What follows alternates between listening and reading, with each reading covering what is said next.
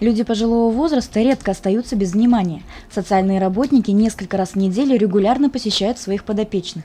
В рамках празднования Дня пожилых представители различных учреждений и предприятий города традиционно проявляют участие и оказывают необходимую помощь ветеранам. 1 октября – это Международный день пожилых людей, и в связи с этим у нас много добродушных, так скажем, граждан, организаций, которые желают оказать необходимую помощь и поддержку нашим пожилым.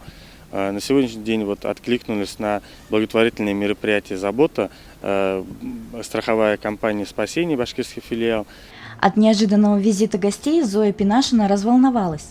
Несмотря на то, что поздравления в честь Дня пожилых людей длились на протяжении недели, этим подарком она была приятно удивлена. Очень нравится, что меня обслуживают, с собеса девочки приходят.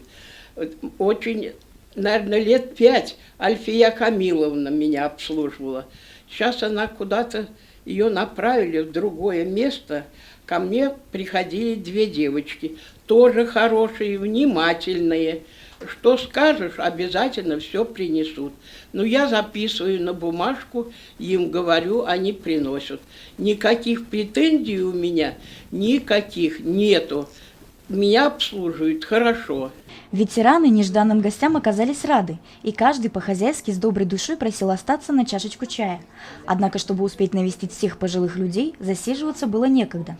В рамках акции «Забота» представители обязательного медицинского страхования «Спасение БМСК» совместно с автономной некоммерческой организацией «Азатлык» навестили еще 19 горожан. Благотворительные акции стали доброй традицией для нашей компании.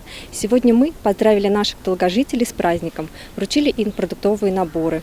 Мы ценим и поддерживаем наших пожилых за вклад, который они внесли для подрастающего поколения. От всей души желаем вам крепкого здоровья, мира и спокойствия. Евдокия Титаренко, Алик Кадыров, Любовь Карпова, телекомпания СТВ.